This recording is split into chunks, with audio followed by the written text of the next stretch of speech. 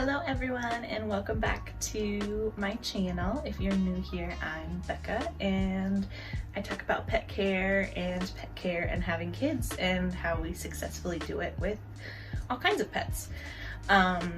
Today I'm going to talk to you about rats and their care and how to make them become wonderful little members of your family.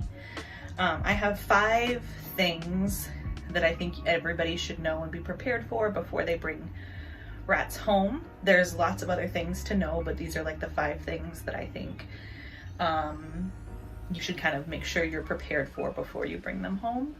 The first thing is you need a minimum of 2 rats. 3 or more is always better, but you need a minimum of 2. Rats are super social, and it doesn't matter how often you have your rat out. It doesn't matter how much time you spend with your rat.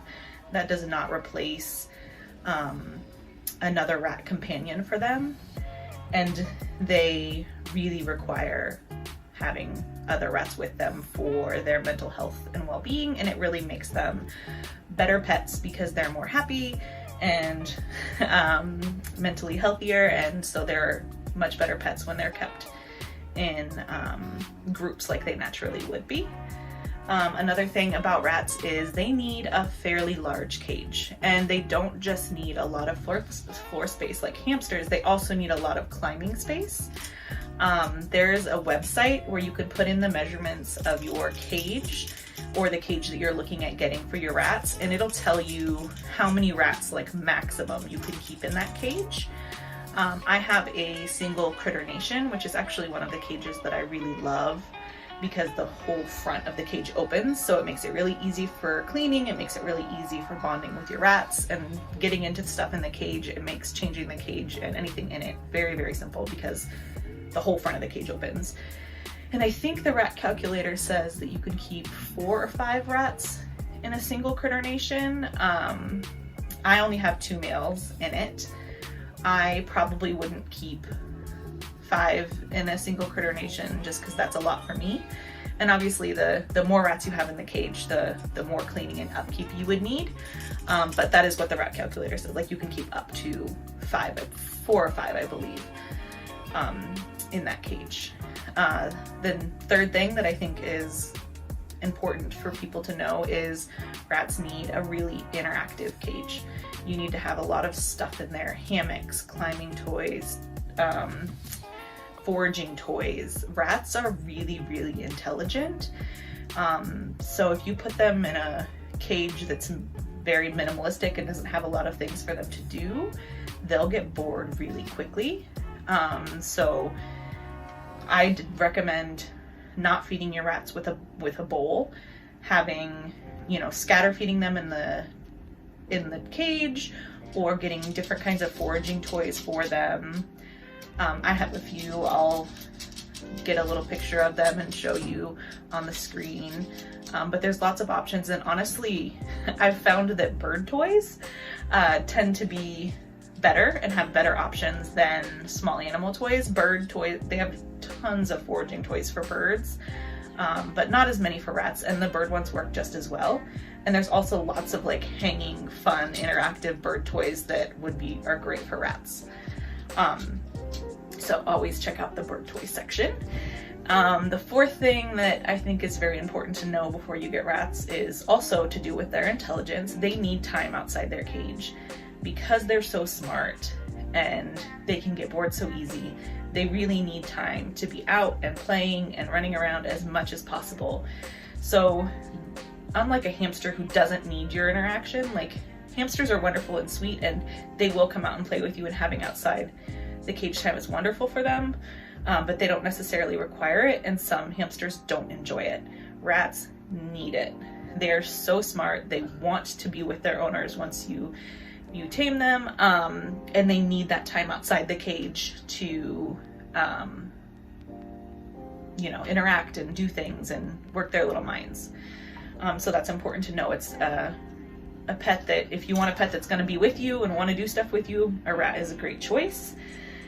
And then the 5th thing that I think is really important is where to adopt a rat. And I try to avoid pet stores of any kind. Even small pet stores that if they say they breed their own rats, you don't necessarily know the genetics of that rat or how they're going to act.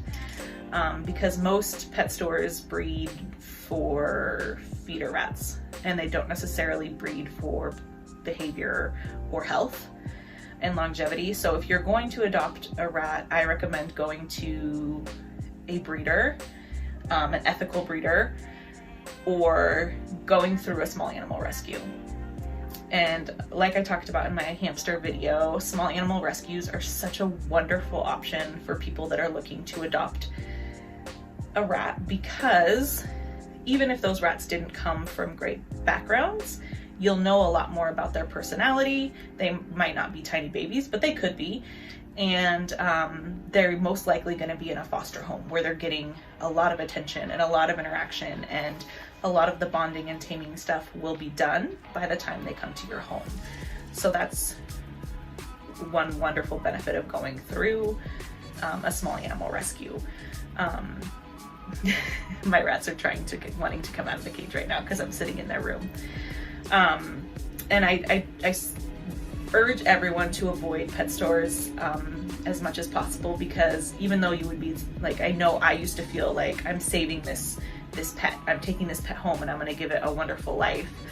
But the most people like that do that, you're just emptying that cage for them to fill it again from another unethical source. So if all of us just stopped buying pets from pet stores, they would stop carrying them, and then people would stop breeding them in an unethical way, which is kind of what we all would like to see happen. The next thing I will talk about is the pros and cons of having a rat in a home with kids, because that's kind of the focus of our channel. And I found that there's not a lot of channels or videos about small pets and kids and how to successfully own them. So, you know, just like the other things, the biggest thing, the first thing to make sure you know and are thinking about when you're bringing a small pet into your home, a rat, they're not a toy, and make sure that you're prepared to be taking in like a new living being into your home, and make sure that your child also knows, like, this is not Legos, this is not a new Barbie that they can just take out and play with whenever they want. This is a living being that they need to respect their boundaries and respect their needs, and make sure that they're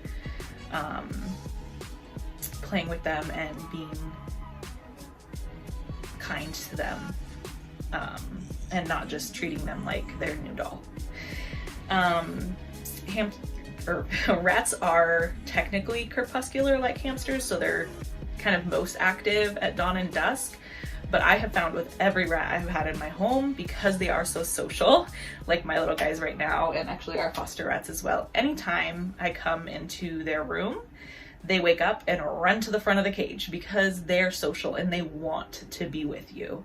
They are naturally social, curious, intelligent creatures that want to be with you. So if your child wants a small pet that wants to hang out with them during the day and wants to do stuff with them, a rat is a wonderful choice. It's actually a better choice than a hamster. If your child doesn't, you know, hamsters, I'm not negatively about hamsters, but they are not awake during the day. So if your child wants a little pet that will want to hang out with them and be out with them during the day and play with them, that's more of a rat, what a rat will do. The next thing to know about rats is, just like hamsters, they're very small and they can be fragile. So just making sure you always supervise your child when they're interacting with them.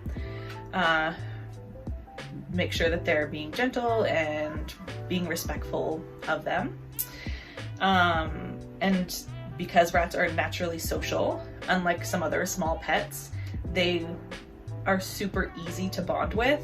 And super easy to train things, and then you can even train them tricks. I've seen people train their rats to like play basketball with little mini basketballs, and it's adorable. There's videos of it. I have not done that, but it's super cute. So they're fun little pets. Their cage care is, I don't find, as easy as hamster cage care. So maybe because there's more than one of them in a cage, but I find that I clean out their cage far more often than I would any of my hamsters. I would say I clean out their cage maybe fully once a week, and their litter box probably every other day, and more if needed. So cage care is a little bit higher maintenance. They need more stuff in their cage. Their cage needs to be cleaned out a little bit more often, but it's not unbearable for me. I find them as pets being rewarding enough for all of that work. They definitely all have their own personalities. Every rat is different. I find that my male rats are kind of more lazy and want to just like hang out with you and sleep on you and cuddle. They will play a little bit, but they're not as playful. They want to kind of just be lazy and hang with you, and I find that the female rats that we've had are more playful and more active. They don't really want to hang out with you. They do like they'll come over to you and like sit in your lap, but they don't want to like nap on you.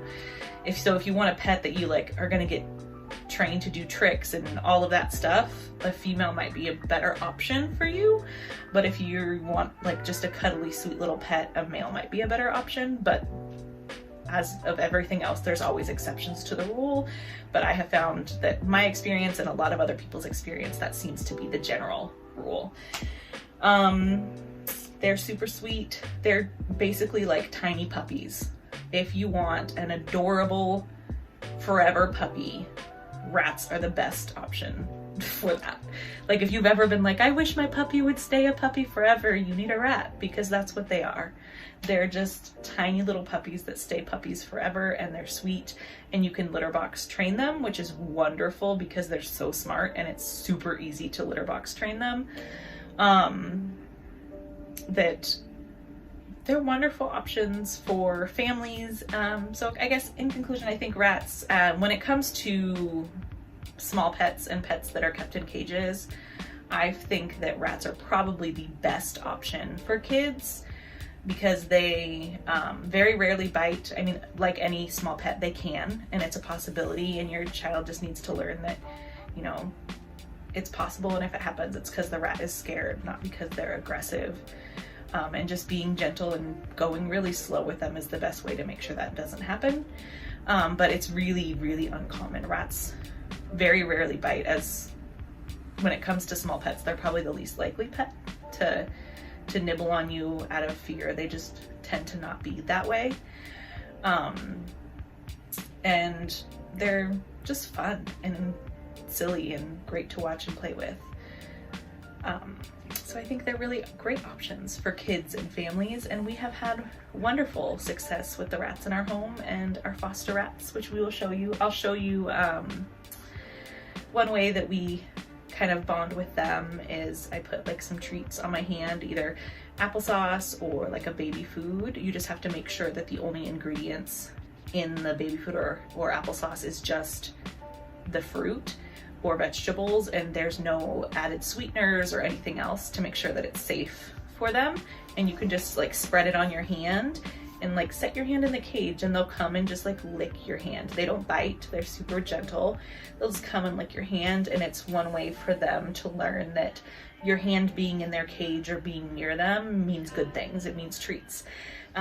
You can also hand them treats, but they tend to kind of take that and run away, which is fine.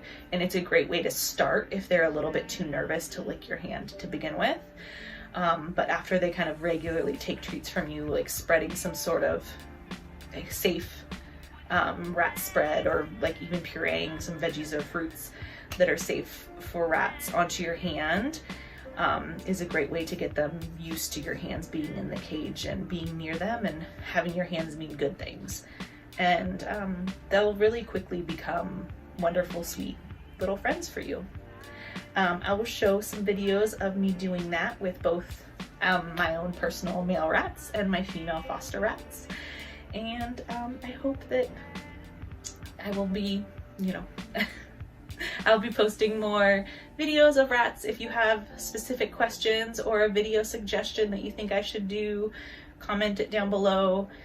Make sure to subscribe if you're new here, or if you have a specific pet question, let me know, and I'm happy to do more videos to answer your questions about one of the pets that I've done a video about, or to do a new video of a pet that we haven't done yet. Thanks guys, talk to you soon.